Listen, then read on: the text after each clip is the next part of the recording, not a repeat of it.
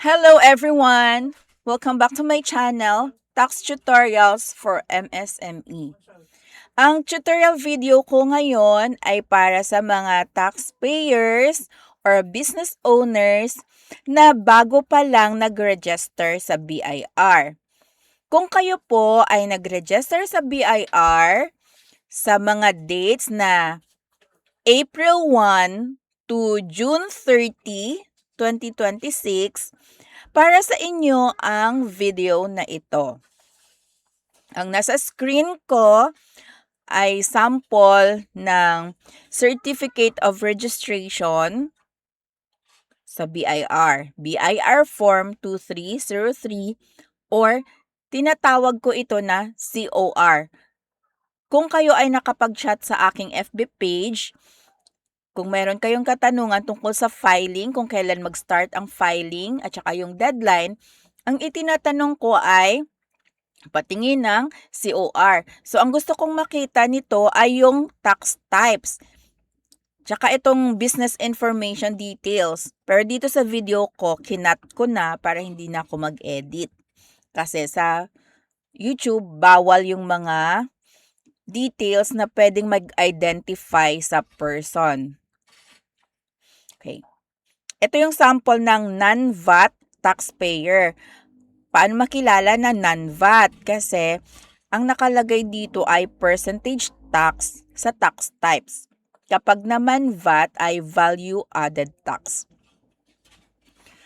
May exemption ha, may mga pagkakataon na ang isang kumpanya ay mayroong value added tax na transactions, meron ding percentage tax. So, ibang ano naman yun, ibang case naman yun. Sa ngayon dito tayo sa individual taxpayer. Ito ay individual taxpayer, single proprietor, resident citizen. Ang kanyang business, hindi ko na ipinakita. So, applicable ito sa trading, merchandising, ganon. Every quarter ay dapat mag-file ng percentage tax at saka individual income tax. Pagkatapos ng taong 2026, magfa-file ng individual income tax. Dito muna tayo sa percentage quarterly. Ang form type ay 2551Q. Filing date niya ay start ng June 30 kasi ito ay nag-register noong June 30, 2026. Ang deadline ng filing ng quarterly percentage tax ay sa July 25 dahil nandito filing due date within 25 days after the end of each taxable quarter.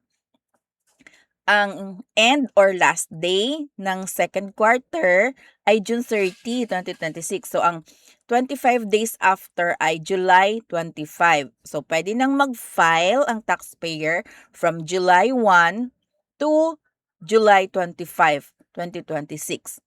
Ang tanong naman, wala pa akong benta, wala pa akong transactions, kasi kaka-register ko lang. Anong gagawin ko? Kahit wala pang benta, wala pang transactions, kailangan pong mag-file ng quarterly percentage tax at quarterly individual income tax.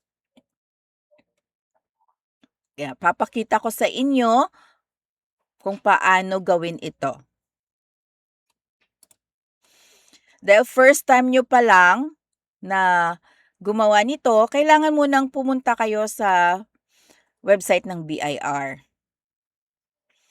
Kung ang problema ay wala kayong computer dahil kaka-start nyo pa lang ng inyong negosyo,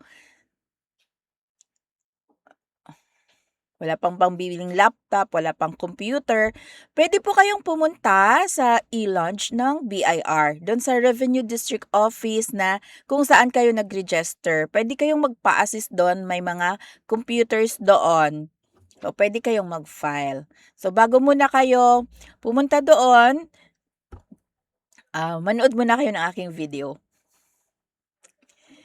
Doon kasi sa BIR, naka-ready na. meron na silang EBIR form. So, para naman sa mga may computer, may laptop, ay manood kayo sa aking video. Punta kayo sa website ng BIR. Hanapin itong EBIR Forms. Electronic Bureau of Internal Revenue Forms, EBIR Forms.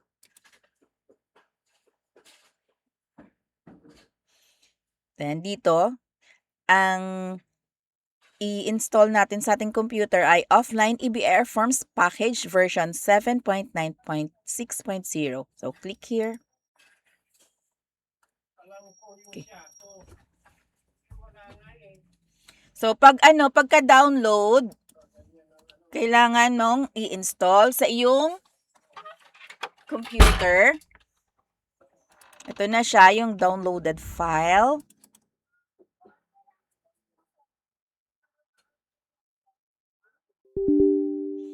Okay. Do you want to allow this app from an unknown publisher to make changes to your device? O, known naman natin yung publisher nito, BIR. Click yes.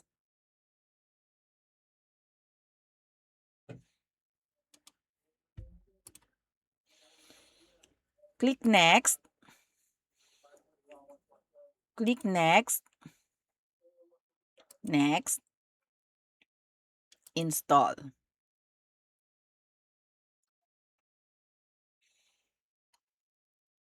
Then click finish.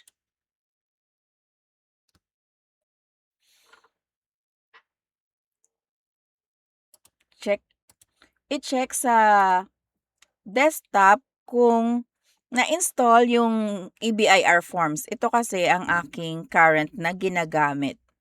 So, punta muna tayo sa aking Drive C para sa new installation ko. Okay, ito siya. Double-click ko lang. Then, i-click itong BIR forms. Okay. I-encode ang iyong taxpayer information. Gagamit lang ako ng hypothetical na teen para gamitin ko na lang muna yung 3 zeros.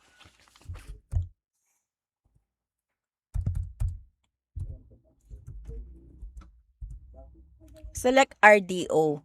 Makikita ito sa Certificate of Registration. Sa bandang taas ng Certificate of Registration, nandun yung RDO code. Dito sa amin, yung RDO code ay 044 Taguig Pateros. Ang line of business ay online shop. Okay. Kung individual taxpayer, dahil itong sample ko ay individual taxpayer, no, hindi ko na pinakita. Ito ay last name, first name, middle name. I-type ang iyong last name, ang iyong first name,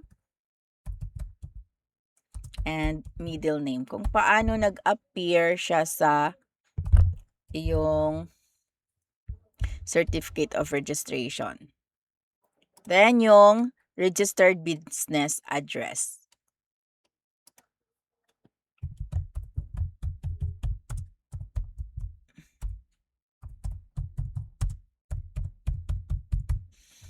Zip code 1630. Telephone number. Then, email address. Gumamit ng active email address para dito matatanggap ang iyong tax receipt confirmation. Tax return receipt confirmation.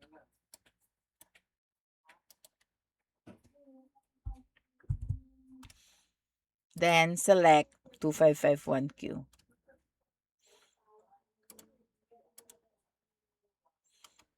Ito siya, 2551Q. Pero ang version na ginagamit ay 2551Q V 2018 dahil sa train law na naging effective noong January 2018.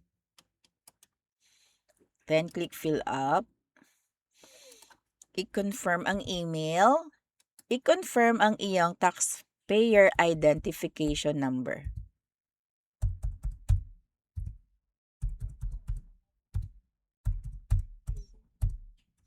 Then click submit. Click OK. Then click fill up.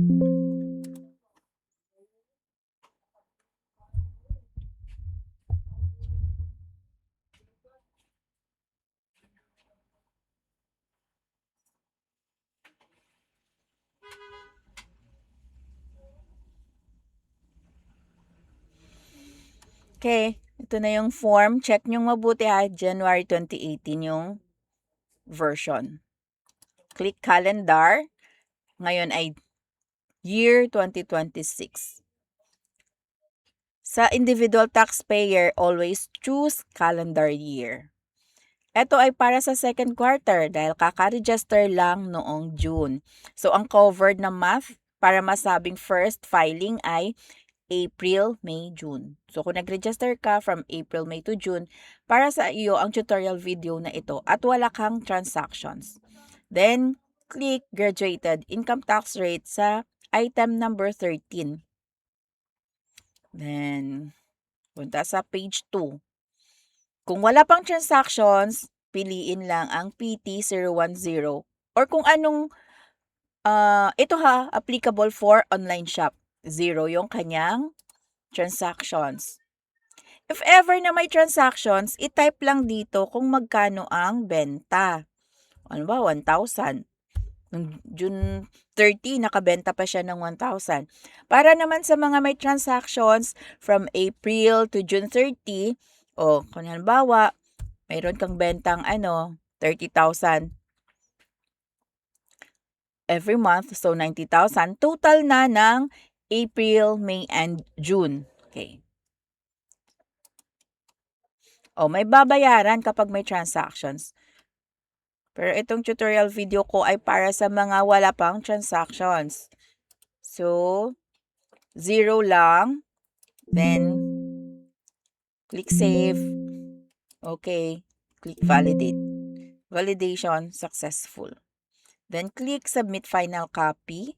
Click OK. Click OK.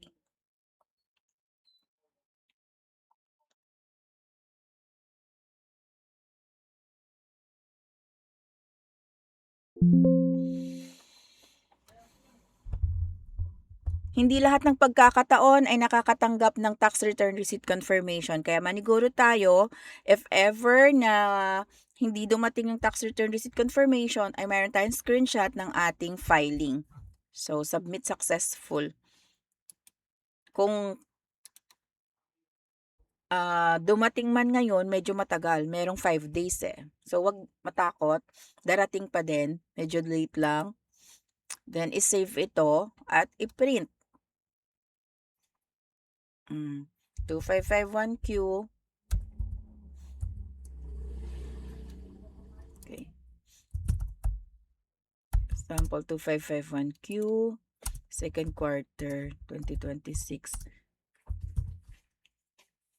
Screenshot. Then, click OK. Close. Para sa mga may transactions, meron akong separate tutorial video para inyong mapanood. Merong transactions yun. Click. Okay. Kung may printer, naka-attach na sa printer, so pwede nang mag-print kaagad. Kapag wala,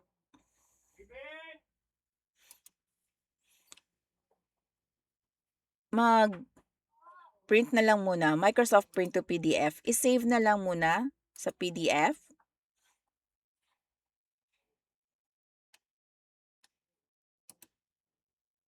Okay. Sample. 2551Q. Second quarter 2026. Page 1.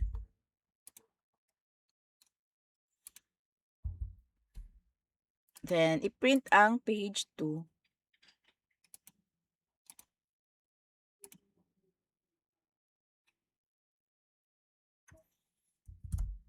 Sample 2551Q, page 2. Okay. Makakatipid kayo pag nag-DIY na zero transaction. Kung may transactions naman, punta kayo sa isa kong video. Okay. Maliban sa percentage tax, kailangan din nating mag-file ng Individual Income Tax, BIR Form 1701Q. Ang deadline ng second quarter ay sa August 15. Pero pwede ko naman ang ituro ngayon. Okay. Dito sa forms, hanapin ang 1701Q version 2018. Click Fill Up. Click OK. 2026, second quarter, single proprietor, business income, graduated income tax rates. Kapag gumamit ng graduated income tax rates, may dalawa tayong method of deduction, itemized deduction at optional standard deduction. Itong sample ko ay online shop. Nagbebenta siya ng mga damit-damit, gano'n. Or whatever man ang ibenta mo kung ikaw ay online shop, syempre may mga products for sale ka. Pag bumibili ka ng products mo ay meron kang purchases na pwedeng gamitin as cost of sales, cost of goods sold. So, yung mga expenses mo ay kaya-kaya mong i-itemize. So, i-itemize deduction ang piliin natin. Halimbawa, kung ang taxpayer naman ang kanyang negosyo ay service. Halimbawa lang to online shop kanina Halimbawa, service yung aking example ngayon. So, service, professional, graduated IT rates. Example ng mga professional nito, yung doctor, lawyer, pwede din kasi yung mga freelancer, so professional in general na walang license sa PRC. So, pwede silang gumamit ng registration na professional, graduated income tax rates, and then optional standard deduction. Yun. So, mamili kayo kung anong applicable na method of deduction sa inyo. Ito kasing optional standard deduction, hindi na kailangang mag-attach ng mga expenses sa filing ng annual income tax. So, 40% ng gross sales or gross receipts, yan yung magiging allowable deductions. Samantala dito sa itemized deduction, every item ng expense na ibabawas mo sa gross income ay dapat supported ng valid sales invoice, service invoice, or other supporting documents. For example, sa deduction na i-claim, tulad ng online shop, ay yung cost of goods sold. So, dapat may resibo, galing yan sa suppliers, ang mga purchases ng inyong items for sale. Other expenses, pwede nyo na lang panoorin sa iba kong tutorial videos ng graduated income tax rates with itemized deduction. Okay. Balik muna ako dito sa tax type. Balik tayo doon sa aking sample na online shop. Graduated income tax rates. Then, itemized deduction. Birthday. Kunyari lang to. July 16, 2000. Then, citizenship Filipino. Claiming foreign tax credits, no. Okay, punta sa page 2. Itong page 2, wala akong ilalagay na sales dahil zero sales pa yung aking taxpayer ngayon na nasa sample. If ever na meron kayong sales, ilagay lang dito sa sales, receipts, revenues, or fees. Dahil quarterly lang ito, kung halimbawa meron kang sa online shop ay meron siyang pinurchase na items for sale, kung ano lang yung nabenta, yun yung sinasabi dito na cost of sales or service. Hindi yung total lahat ng mga pinamili. So, yung lahat ng mga pinamili magiging cost of goods for sale.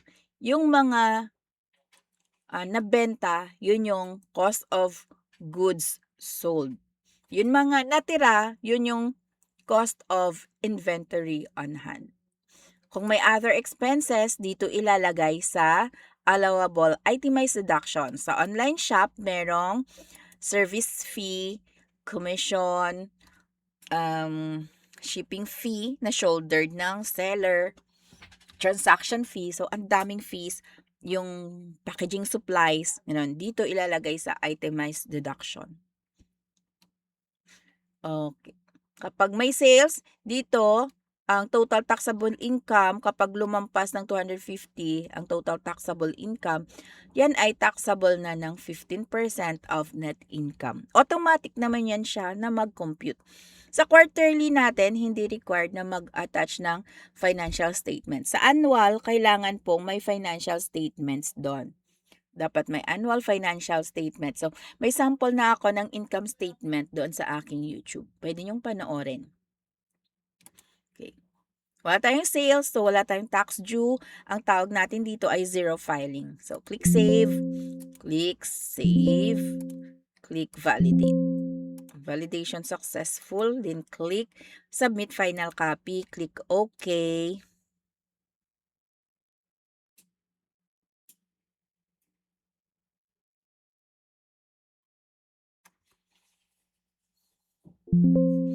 Yan. Submit successful.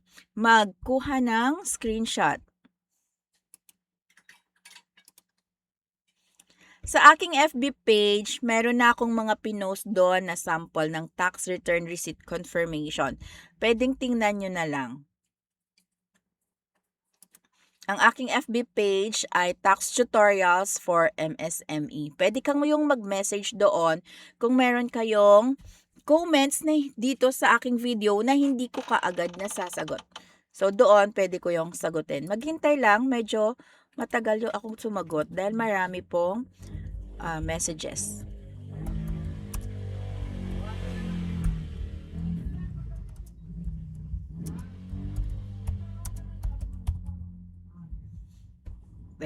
Ay, screenshot pala to. Sorry. Nauna na yung utak ko. Mag-print ng copy. Kung wala pang printer, i-print na lang muna sa PDF. Print.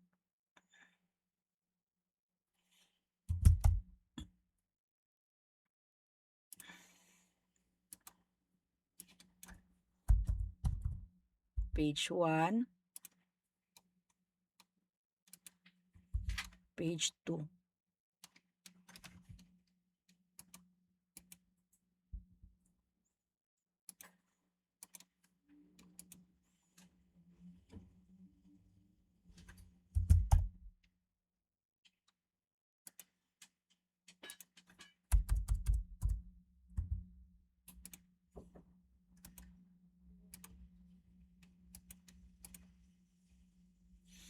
Okay, tapos na tayong mag-file. Please comment kapag napanood nyo ang tutorial video ninyo to, or pwedeng paki-share na din sa mga kakilala nyo na bago lang nagpa-register sa BIR. Sana makatulong ang video na ito. Please don't forget to subscribe to my channel. Thank you so much. Bye!